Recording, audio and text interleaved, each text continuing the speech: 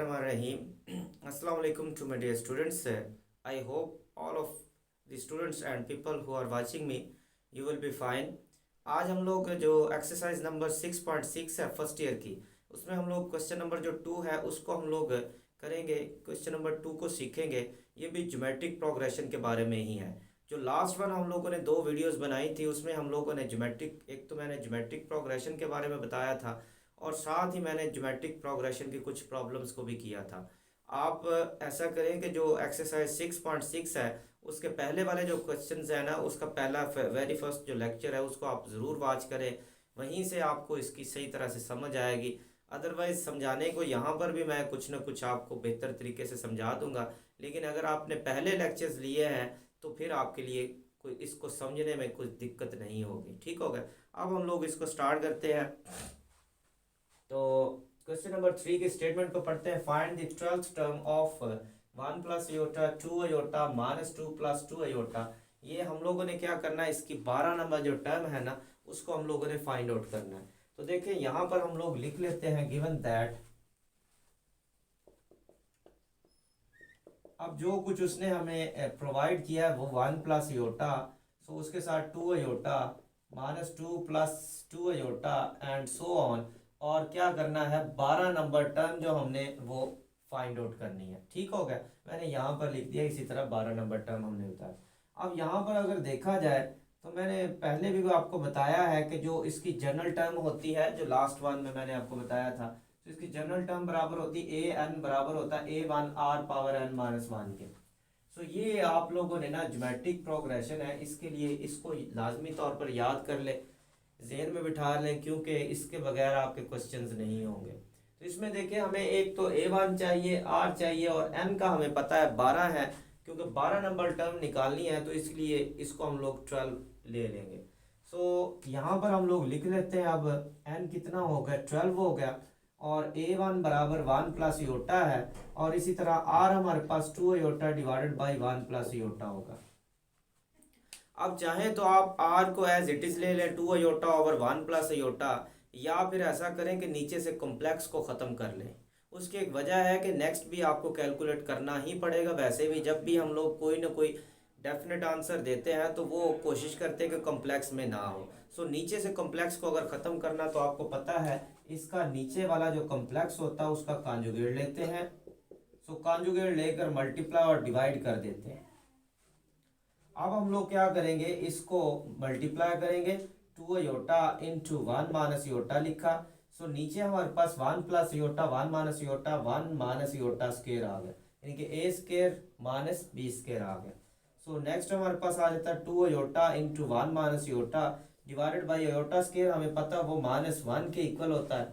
ठीक हो गया। तो चाहे तो आप यहाँ पर लिख भी सकते हैं iota square that is equal to -1। ठीक होगा। अब उसके बाद R इक्वल हो जाता है 2 iota into 1 minus iota divided by minus minus plus होगा 1 प्लस 1 तो 2 हो जाएगा, 2 2 से कैंसिल आउट हो गया। अब देखिए जरा, यहाँ पर हम लोग क्या करेंगे, योटा को अंदर मल्टीप्लाई करेंगे तो R हमारे पास आ जाएगा। योटा को मल्टीप्लाई किया तो योटा माइनस योटा स्केयर बन गया। ठीक हो गया। तो अयोटा स्केयर किसके बराबर होता है, -1 के बराबर होता है। तो R बराबर अयोटा माइनस इंटू -1। सो ये बन जाएगा माइनस माइनस जमा हो जाएगा, योटा प्लस 1 आ गया। सो ये हमारे पास R आ गया। अब हम लोग क्या करेंगे, इसकी जो सारी हमारे पास देखो A1 भी आ गया, R भी मौजूद है, N भी मौजूद है। हम लोग अब यहाँ से जो 12 नंबर इसकी टर्म है वो फाइंड आउट कर सकते हैं। सो यहाँ पर लिखेंगे इसकी जनरल टर्म A1 बराबर A1 R power n minus 1। अच्छा, n हमारे पास कितना है, 12 है, तो इसकी जगह हम लोग n को पुट करेंगे। A1 हमारे पास कितना है जी, A1 हमारे पास 1 प्लस योटा है और R हमने कितना निकाला है जी, R हमने वो भी 1 प्लस योटा ही निकाला है। अच्छा, तो उसके साथ n हमारे पास 12 मनफी 1 है, तो ये आ गया A12 बराबर 1 प्लस योटा। अच्छा, अब ये आ जाएगा 1 प्लस योटा की कितनी हो जाएगी, 11 हो जाएगी। अच्छा, ये भी 1 प्लस योटा, ये भी 1 प्लस योटा है, तो कुल मिला के कितनी हो जाएगी। अब दोनों चूंकि मल्टीप्लाई हो रहे हैं तो पावर्स को ऐड करेंगे। सो 1 प्लस योटा की पावर हो जाएगी 12। अच्छा, अब जरा गौर करें, सेम अब उसी तरह ही हम लोग करेंगे, क्योंकि देखें अब इसकी पावर आ गई है 12। सो 12 को तो एक्सपैंड करने के लिए हम लोग क्या करेंगे, बाइनोमियल थ्योरम का यूज़ करेंगे। लेकिन चूंकि बाइनोमियल थ्योरम हम लोगों ने अभी सीखा नहीं है, तो इसीलिए हम लोग क्या करेंगे, कोशिश करेंगे कि इसकी पावर को हम लोग 2 कर लें। तो इसकी पावर को 2 करके और होल पावर 6 कर देते हैं। सो अब 1 प्लस योटा होल स्केयर किसके बराबर है, इसको हम लोग खोल देते हैं। So a square plus b square plus 2ab। तो ये 1 का स्केयर तो 1 ही रहेगा, योटा स्केयर -1 होगा और प्लस 2 योटा होल पावर 6 है। प्लस माइनस ये दोनों आपस में कैंसिल आउट हो गए। तो अब ये हमारे पास A12 आ जाएगा, ये आ जाएगा 2 अयोटा की पावर 6 है। ठीक हो गया। अब ऐसा करेंगे, 2 की पावर को 6 अलग कर देंगे, अयोटा की पावर 6 को अलग कर देते हैं। सो A12 बराबर हो जाएगा 2 की पावर 6 हो जाएगा, अयोटा की पावर 6 हो गया। सो 2 की पावर 6 हमारे पास कितना आ जाएगा, ये आ जाएगा 64। सो इसको हम लोग लिख देते हैं 64, और योटा की पावर 6 है तो इसको 2 की पावर 3 कर देते हैं। इसको भी मजीद सिंप्लीफाई कर लेते हैं। अब हमें पता है अयोटा स्केयर किसके बराबर है। सो अयोटा स्केयर हमें पता है -1 के बराबर है। सो ये आ जाएगा A12 इक्वल्स टू हो जाएगा 64 इंटू -1 की पावर 3 हो गई।